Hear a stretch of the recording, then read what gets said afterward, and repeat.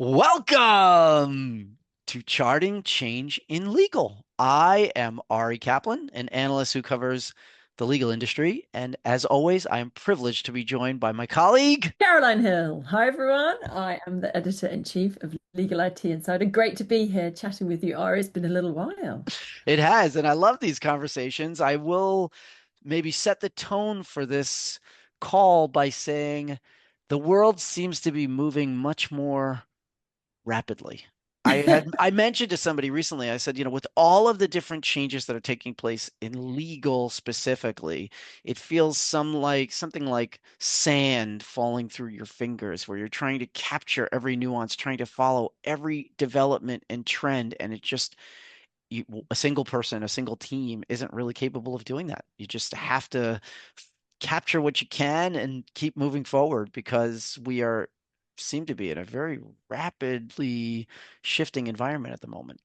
So true, so true. Because as you know, I cover the news, and I'm supposed to cover all the big news. But there's so much big news, and it's a case of do you sort of just do less but go deeper, or do you take this sort of full gambit and then just you're at risk of just producing press releases, which is the thing that myself and other, like the Bob Ambrogis, etc., we talk about a lot, which is how do you do justice to this time, whether but yeah, the time does seem to be moving really quickly. I cannot believe we're in July. Yeah. No, the idea that we're at the midpoint of this year is not surprising, but still gives you pause. And I guess you'd have to say that legal is experiencing a vibrant moment, yet another vibrant moment where there just seems to be lots of opportunity and trends that are solidifying. So exciting time to be here. Exciting. Yeah, exciting. And interesting for law firm management. Like as to so many sort of opportunities for them to make big changes. But yeah, it's still a challenge for them as well, right? So with so much coming down the track and all the lawyers clamoring for the latest release, it's not just a challenge for us, right? It's just a challenge for everybody involved in the legal sector, but also so important about you saying about opportunities. It's that sometimes I think I focus too much on the challenges, but huge opportunities for the people that are doing great stuff. Well, also, as you know, people are obviously enthusiastically gathering now. Lots of conversations, lots of interaction. I was lucky to see you recently in London, and I went to Relativity Fest, and then I hosted my own breakfast at Linklaters, and then I went to Lexpo, and then hosted a breakfast at Howtoff. And the one trend that I keep finding is that as opposed to going to an event to learn, everyone is now sort of the speaker, right? Everybody has something to share. There's a communal interaction, a communal like intellectual sharing that's happening so that all of these events, whether they're large conferences or small breakfasts or dinners or whatever, each person is there to contribute and to learn as opposed to just absorb knowledge. Everybody has some experience that's worthy of peer learning. And I love the egalitarian nature of what's happening right now. It's so funny. That accords exactly with my experiences of hosting webinars, or I'm planning some stuff around ILTA, in-person events. And I've started to call it group therapy sessions because I think everybody does have stuff to share, but I feel like, it comes from a place of us all needing to talk to one another. It is that sort of group support. How are you doing things? And am I on the right page? And sharing. Yeah, I think there's a need to share right now. And I did joke, I had a sort of we normally get quite a lot of people in our webinar. I hosted one the other day that was quite a niche area, and there were less people, and I was saying, right, everybody, this is our little group therapy session. Everybody chip in. And it feels like there's a need to do that. Hey, people also want to experiment. They want to share ideas, they want to share best practices and test it out in a safe environment. It's like we're all living in a sandbox at the moment, just trying something, seeing if it works. Let me try this different tactic or process. I tried this, I entered this in whatever system, and it's not just AI, right? I mean, there's a renaissance in a lot of things happening, practice management, document automation, lots of different things, and that it's almost as if this one massive trend is elevating the entire industry to be more thoughtful about how they work and how they acknowledge the work of others. Yeah, and that's funny actually. So perhaps in terms of, I know it's not all about AI, but in terms of the AI stuff I've written about recently, that people are becoming more forensic. So there's been a big steep learning curve, but in terms of how they're interacting within the firm and their selection process, etc., they're really learned now what works. And so I was at Legal Tech Talk very recently, which was great. We can perhaps come back to that as a conference. But I did an interview with Joe Cohen, who's head of innovation at Charles Russell Speechlys, and he was sharing about they have just selected Harvey. Literally, I just wrote about it at the beginning of the month, and so beginning of July, and they did this huge selection process. Like I think there's been a long period of engaging lawyers. I think it's interesting because I've written about legal tech now for 10 years, and at the beginning it felt like it was an IT decision and lawyers weren't really involved, like they, or rarely anyway. But now, because obviously the change in the type of technology and how it's being used, and it's being used, it's very much a lawyer's decision. So they were talking about the Harvey process. They went through this extremely in-depth, multi-pronged selection process where they tested all kinds of different systems, different software, obviously comparable. And it was interesting that he said they only went with big vendors because they got a little bit burned by they initially chose Springbok AI, which got bought by Cleary, and then obviously had to change. So anyway, so what was interesting was the depth of the process and the fact that they had certain about 9 different questions across 9 different areas that they were testing, and so that was interesting in itself. They got lots of lawyers involved who were quite willing. They were like they're sort of their high users of Springbok AI, and they came out. Harvey is interesting as well from a Harvey perspective because Harvey came out on top of every single category by a significant margin. So that's obviously who they went with. But it's interesting hearing those conversations, in terms of people are. This is what people do, right? They've been clever at their jobs for years, but it was just interesting as to how you feel the learning curve, right? That we're becoming sort of a quite different, taking quite a different approach now. And before they start talking about tools now, they're talking about tactics and processes and use cases, which is also a shift. I remember being at Legal Week and meeting with some partners at a law firm, and they asked me if I could just tell them what tool to buy. And I thought, what? What? I couldn't even understand why they had immediately, I understood why they had asked that question, but I couldn't understand even why they thought that was the logical question because they didn't say for what.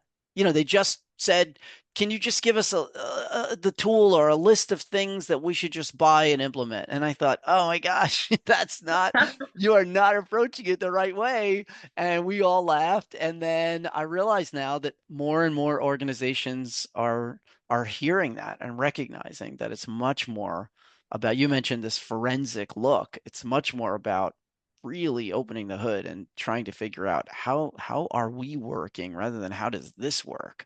Then we can kind of figure out what is effective. And in fact, a lot of these conversations, people may not even mention the names of tools. They may just mention, we tried this and we learned that this group does it this way and this group is interested in this and that we have certain users here. And that is really something that is particularly effective, which is why I think at any event you go to, again, small, large, international, local, people want to hear specifics, and they're not really that focused necessarily on the big flashy thing, right? Which is why you're seeing, time capture and time entry and things that are so standard and legal getting lots of attention because even though they're not super flashy as much as, something else might be, they're really valuable, obviously. And, if you can transform something like that, it can change everything in an organization. It's so fascinating. So I spoke with Ryan, the founder of, it used to be Time by Ping, and it's now Yep. Log. And obviously Yep. they are focused entirely on time capture, and they're doing some super cool stuff.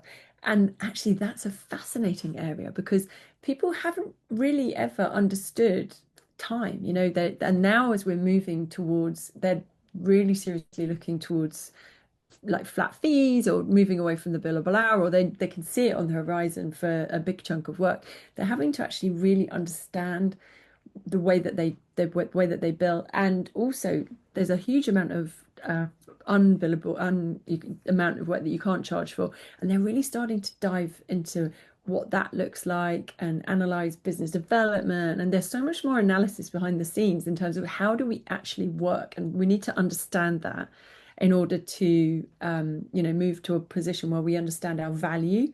And Ryan's really super interesting on that, and they've just raised $100 million, which is we're so really happy for him. And it was really nice to see him. I saw him at Legal Tech Talk as well. I'll just say that he's a dynamic entrepreneur who's been committed to this since the early days. I met him when he was part of the LexisNexis Legal Tech Accelerator many years ago. It's just a incredible and well-deserved success.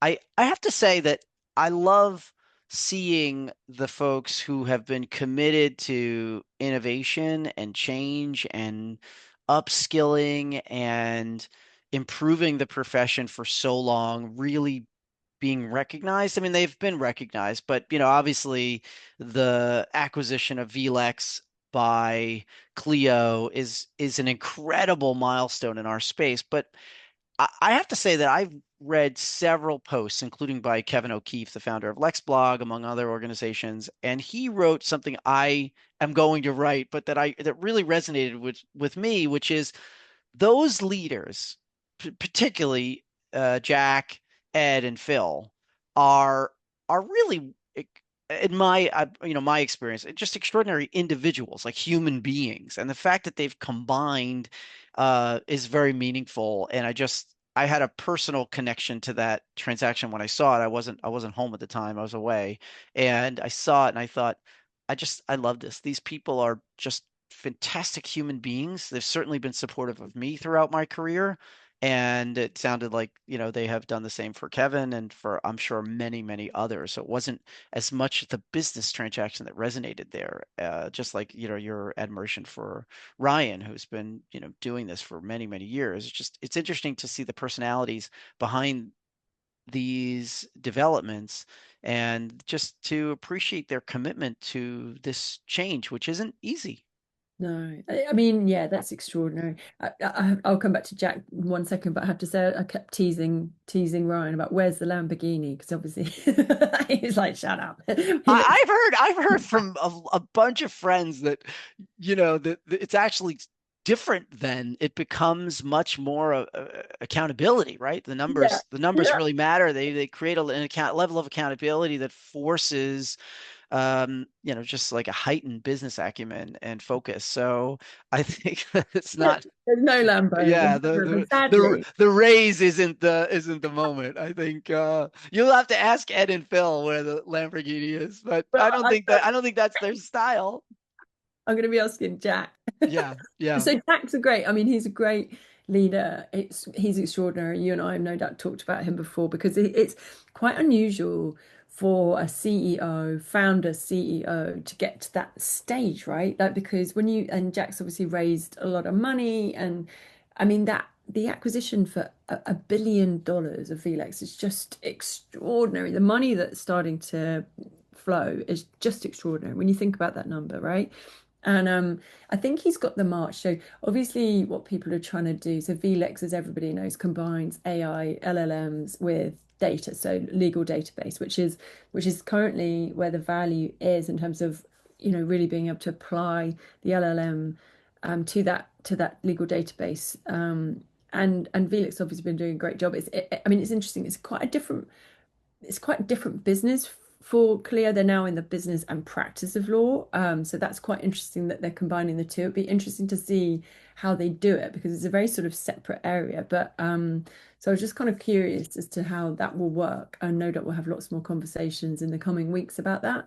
I love them as a company, and I'm sure they'll make it work fabulously. As you say, they're all brilliant people, and that is the best start. And both teams have a good track record of Yeah, incorporating the tools that would make them better. yeah, So from if we're going to look at past precedent, I think it's a good indicator of what this might look like. But regardless of the transaction, I think that it's important to acknowledge all the wonderful human beings behind this who have been really committed to the space. but And it's interesting on the research space, just as an aside. Somebody was saying to me, they think that, I mean, in America, you've got PACER and you've got all kinds of, you've actually had much more sort of legal case law, etc., legislation available, albeit for a fee. But someone was saying to me that they think that going forward in the not too distant future, that legal databases such as VLEX, such as Lexis, will be table stakes. That actually that it will be available to AI, and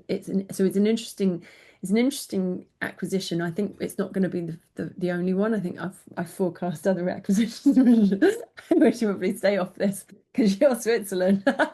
But so I think there'll be others. But it's interesting in terms of timing as to how long it will be before actually, we don't. I think this is a timing play that they're going to have the march, right? They're quick off the bat, and it'll be interesting to see what they do with it. But it's just kind of fascinating time in terms of how what's valuable now and what's going to be continue to be valuable going forward. I think it's kind of fascinating. I think things are going to change quite quickly. the sand going through the fingers is even Um, moving more quickly because there's more sand and it's just piling on. It will be interesting to see. It's fascinating to me that we are now halfway through the year, mm, and I wonder what will come. You mentioned this idea of the database being all powerful, like the center of a lot of this being table stakes. I remember being at the Lexpo conference in Amsterdam last year, and they had a discussion by lawyers and the legal team, the innovation team at the European Union, who had developed, because of the complexity of their, and anybody who's ever read the data directive or anything else that's been published, it's complicated. And so they had developed, using their repository of complex documents, a system, a large language model that they were offering to the public because they used public money for it,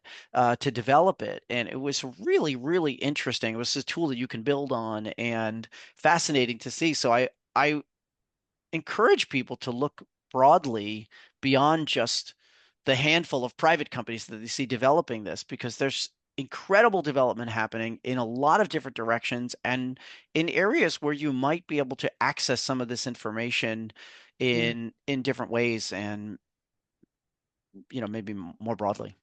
yeah. I do hope. It's interesting because the Springbok example, I think it's interesting. You would hope that law firms continue to work with companies and encourage innovation, encourage new companies to come in. You don't want to have just a collection of large sort of dominant startups. I think I think there's I have two thoughts. One, if you look at Legal Tech Hub's map of companies, it's probably unsustainable is the reality. So that we're at this really challenging period for firms where, you know, you've got so many different companies. You feel like that's not sustainable in terms of the size of the market. Interestingly, with private equity, so people have different views on private equity. I was speaking to someone who said that they would view private equity investment of a company as being a positive thing because it's not a guarantee, but actually private equity is pretty smart where they put their money. They have a model where obviously they expect some to fail, but still, nonetheless, they said actually that would be a benchmark of we hope that this will be a success. But it's a real challenge for firms at the moment in terms of who they work with, right? I think that you know, I don't really know what the solution is to that because obviously there have been now examples of law firms buying companies, which that means if private equity invests, that's something different, right? They can carry on working with them. But if law firms start buying them, I think that's the sort of slightly more worrying thing. So it'd just be interesting to see whether that deters law firms from working with smaller companies or how that pans out. When I host my legal tech mafia breakfast, usually in New York. I mean, I've recently done one in Amsterdam, one in London. I did one in South Florida, but I typically host them in New York City. And it's amazing to me the array of companies, the sizes, the development stage of individuals. We'll typically have 40, 50 people now come to the breakfast, and you'll have companies you recognize and companies you have not yet heard of. And I find that most of them are on a pretty good growth trajectory. Obviously, the smaller ones. I think that that's a something to watch. It seems like there's a lot of opportunity. The total addressable market in legal has grown so significantly that that's in many ways one of the things. I mean, that's one of the things that's attracting and leading to this development. Obviously, I think the barrier to entry is low, and the ability to develop some of these tools requires a lower level of capital at this point. But there's a lot of factors at play. But I get the sense that a lot of the companies that you start to hear about are really thriving, and it would be interesting to see on that list, because I know that list is long, to see how many of them are sort of completely unrecognizable. Because I think many of the companies on that list we would recognize. So it's positive. And the other thing is just to say that I was chatting to another founder at Legal Tech Talk, and they were saying that actually law firms can really help.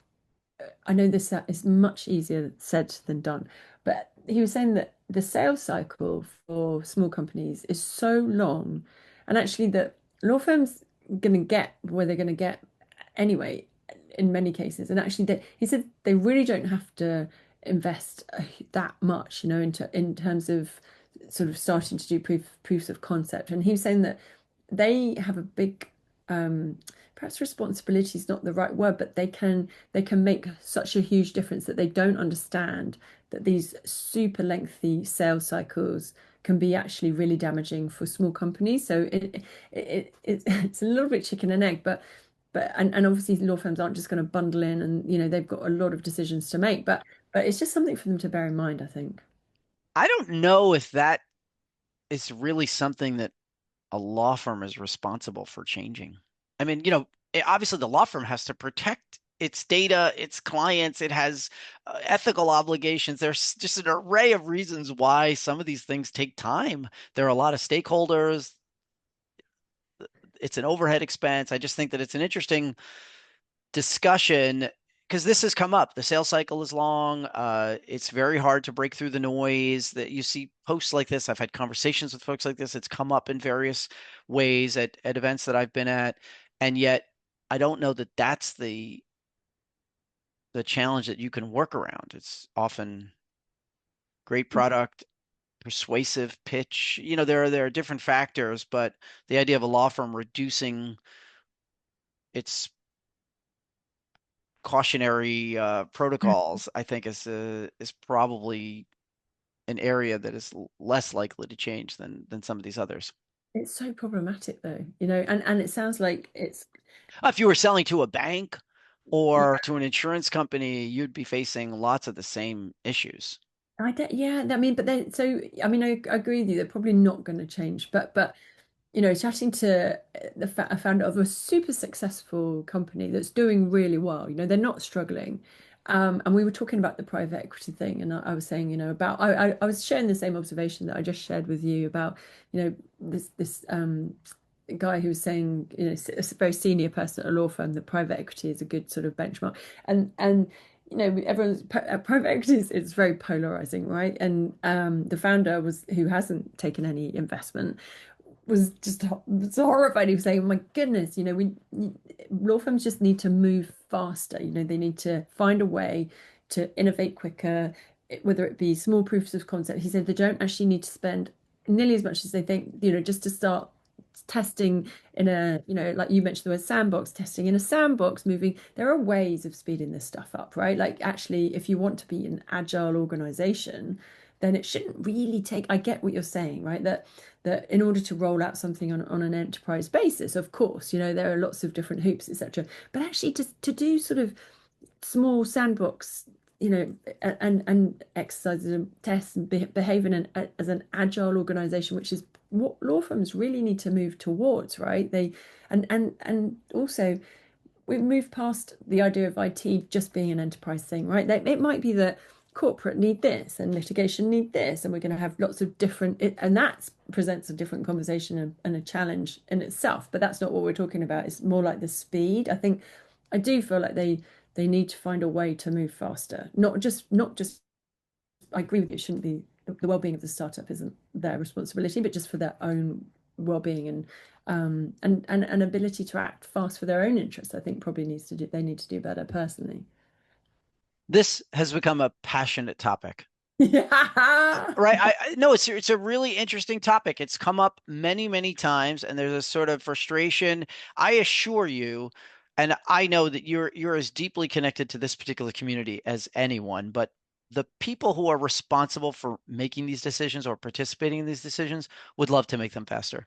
I Yeah. deeply believe that. I think that if they had a bigger team, people who are directly responsible for one thing driving innovation, even the firms that have an incredible innovation team are still insufficiently staffed to manage every single possible idea that could come across. And so it's on the founders and on those teams to be smarter about how they're reaching out and to really recognize what value the people that they're trying to reach are most interested in. And then, you and I both do this. We both try to provide a forum in lots of different ways to give a voice to a lot of these organizations, right? I have a podcast and I have my virtual lunch and I host a breakfast, and I really want those companies to be heard and to tell their story. And I love to hear their story. I learn something every single time. I've done, I don't know, something like 1,000 podcast episodes.